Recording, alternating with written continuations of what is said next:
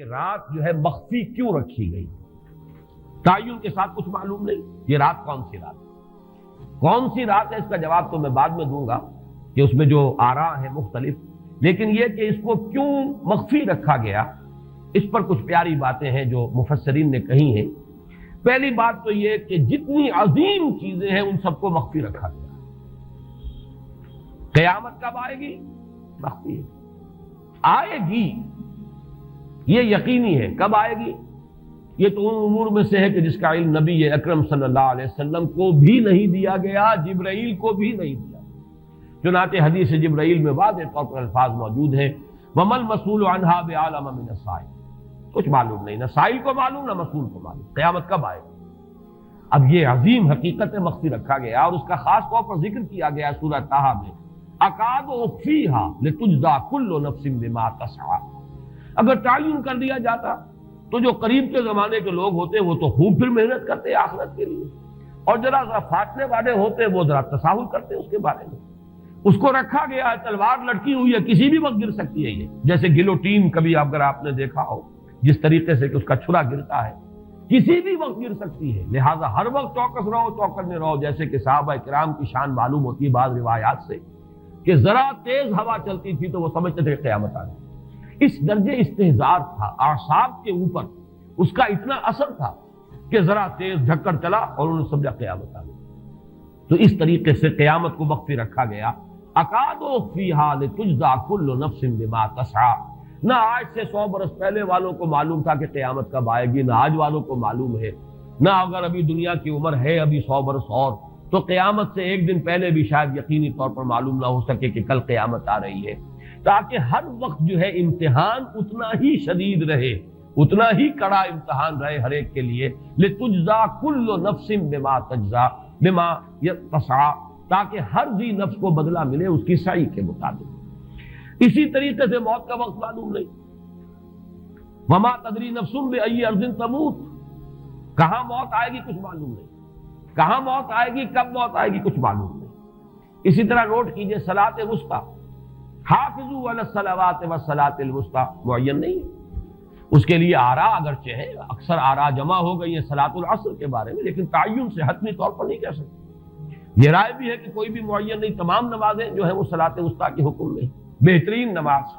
کوشش کرو کہ پوری محافظت کرو، صرف نماز کی نہیں، بہترین نماز، ہر نماز تمہاری بہترین نماز ہونی چاہیے، ہر روز روز عید ہو، ہر شب شب برات۔ اگر اللہ تعالیٰ کے ساتھ کوئی قلبی ربط ہے تو ہر دن جو گزر رہا ہے وہ روز عید ہے، اور ہر شب جو گزر رہی ہے وہ شب برات ہے۔ لیکن اگر وہ کہ انسان کو غفلت ان کے قلب پر طاری ہے تو وہ عید کا دن بھی اس کے لیے ایک عام دن ہے، اور شب برات بھی اس کے لیے ویسی ہی ایک رات ہے جیسی کہ ہر روز آتی ہے اور چلی جاتی ہے۔ اس اعتبار سے اس کو بھی خاص جو ہے معین نہیں کیا گیا صلاۃ وسطیٰ کون سی ہے۔ اسی طرح بعض روایات میں جو آتا ہے اس میں اعظم، اللہ کا ایک نام ایسا ہے کہ اس کے واسطے سے اللہ سے جو بات مانگی جائے وہ رد نہیں ہو، لیکن وہ کون سا نہیں بتایا گیا۔ اقوال ہیں، اندازے ہیں، حی و قیوم پر زیادہ، الحی القیوم پر زیادہ لوگوں کا جو ہے وہ اجماع ہوا ہے، لیکن یہ کہ یقین سے نہیں کہہ سکتے۔ تو اسی میں اس کو بھی نوٹ کر لیجئے کہ اس کو مخفی رکھا گیا ہے لیلۃ القدر کو۔ لوگ زیادہ سے زیادہ محنت کریں، زیادہ سے زیادہ مشقت کریں، اس کے لیے جو بھی اس کی قدر و منزلت سے کسی درجے میں آگاہ ہے، وہ اگر معین ہی ہو جاتا کہ ایک شب یہ ہے تو پھر تو سب کے سب اس رات میں محنت کر لیتے، باقی راتیں جو ہیں وہ پھر سونی اور ویران گزرتی۔ لیکن یہ کہ مطلوب یہ ہے کہ زیادہ سے زیادہ راتیں آباد ہوں، زیادہ سے زیادہ راتوں میں ذکر ہو، عبادت ہو، دعا ہو، اس لیے اس کو مخفی رکھا گیا، یہ حکمت ہے۔ اس میں بھی ایک عجیب نکتہ ہے جو امام راضی رحمۃ اللہ علیہ نے بیان کیا ہے، اور حوالہ اگرچہ نہیں دیا اس حدیث کا، لیکن ایک روایت کے حوالے سے بات بیان کی ہے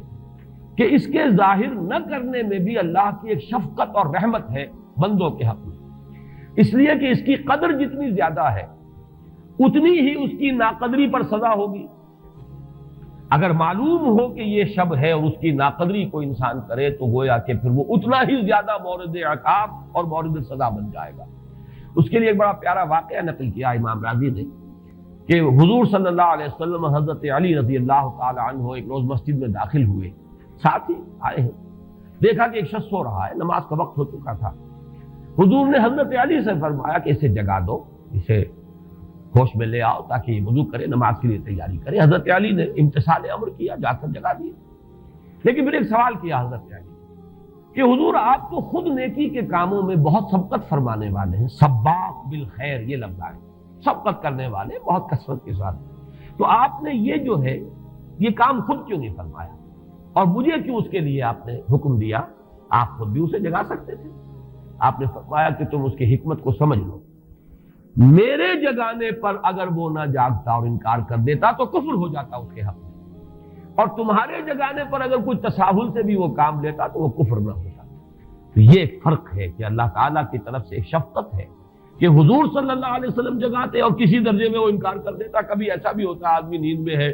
اور وہ کہتا جاؤ جاؤ مجھے آرام کرنے دو، تو اگر میرے ساتھ یہ معاملہ ہوتا تو وہ کفر کے درجے کو پہنچ جاتی بات، لیکن اگر تمہارے ساتھ یہ معاملہ ہو بھی جاتا تو اس درجے شدید نہ ہوتا۔ تو گویا کہ حضور نے اس شخص پر شفقت کے اعتبار سے یہ شکل اختیار کی کہ خود نہیں جگایا، بلکہ یہ کہ حضرت علی رضی اللہ تعالیٰ عنہ کو حکم دیا کہ اسے جگا دیں۔ تو یہ نقطہ کہ لیلۃ القدر کے اخفاء میں یہ بات بھی ہے کہ اگر اس کو عیاں کر دیا جاتا، معین کر دیا جاتا، تو پھر جو لوگ اس سے غافل رہتے پھر وہ بہت سخت ناقدری کا ارتکاب کرتے اور بڑی سزا کے مستوجب ہو جاتے۔ اب آپ جو چھٹی بحث ہے کہ وہ رات کون سی ہے۔ اگرچہ ایک رائے شاذ یہ بھی ہے کہ وہ رمضان سے باہر کی رات بھی ہو سکتی ہے، لازم نہیں ہے کہ رمضان ہی کی کوئی شب ہو۔ اس میں چونکہ بعض حضرات نے ایک روایت کی وجہ سے جسے ہم شب برات کہتے ہیں، لیلۃ البرات، یہ شعبان کی 15ویں شب، درمیانی شب، اور اس کے بارے میں ایک روایت موجود ہے حضرت عائشہ صدیقہ رضی اللہ تعالی عنہا کی کہ رات کے وقت ان کی آنکھ کھلی اور وہ باری آپ ہی کے پاس شب باسی کی تھی حضور کی، تو حضور موجود نہیں تھے، تو تشویش ہوئی کہاں گئے۔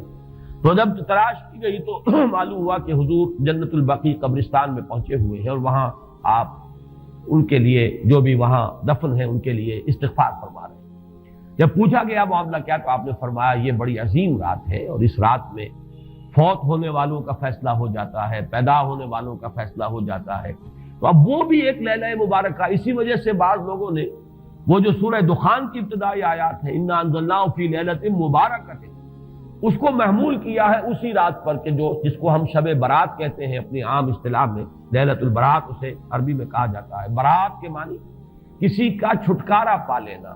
یہ شب برات جو ہے وہ برات شادی والی برات نہیں ہے، بلکہ یہ برات کا لفظ ہے عربی زبان کا، جو ہمارے ہاں وہ غلط العام میں برات شب برات بن گیا ہے۔ برات برات من اللہ ورسولہ، جو سورہ برات کا پہلا لفظ ہے کہ چھٹکارا پانا، کہ وہ رات بھی ایسی ہے کہ اس میں انسان استغفار کرے اور اللہ تعالیٰ سے اپنے گناہوں کی معافی مانگے تو اپنے آپ کو جہنم سے چھٹکارا دلا سکتا ہے، وہ شب برات۔ اس اعتبار سے کچھ لوگوں نے گمان کیا کہ شاید لیلۃ القدر اور لیلہ مبارکہ اس حدیث کی روح سے وہی شب ہے، وہ ظاہر بات ہے کہ خارج از رمضان مبارک ہے، اور یہ کہ اس کے علاوہ بھی بعض آراء ہیں، لیکن یہ آراء جو ہے شاذ کے درجے میں یہ کہہ سکتا ہوں کہ تقریباً اجماع ہے اس پر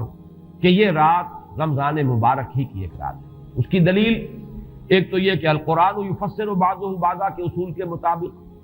قرآن مجید کے اندر سورہ بقرہ میں یہ واضح کر دیا گیا شہر رمضان الذی انزل فیہ القرآن،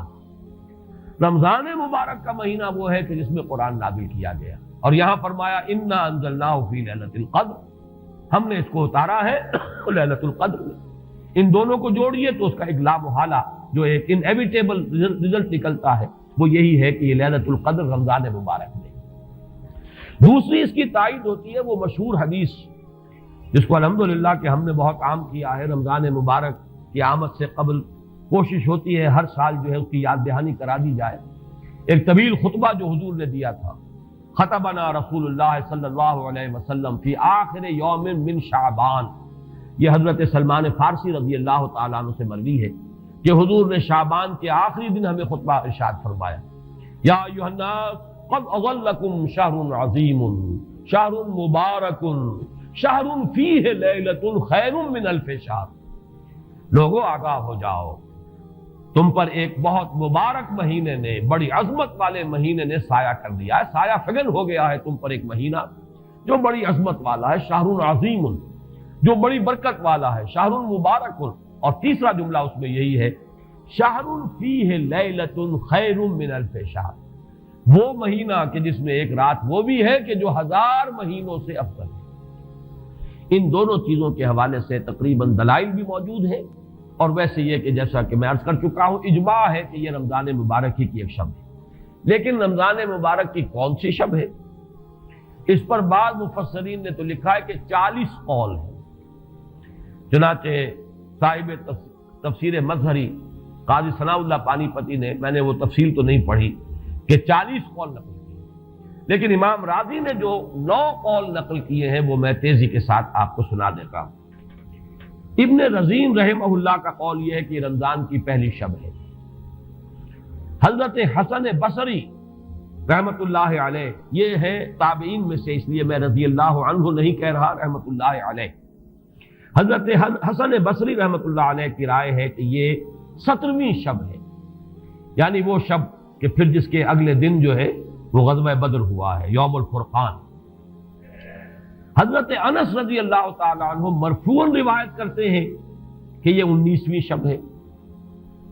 محمد بن اسحاق جو بہت بڑے سیرت نگار ہیں حضور کے، ان کا قول ہے کہ یہ 21ویں شب ہے۔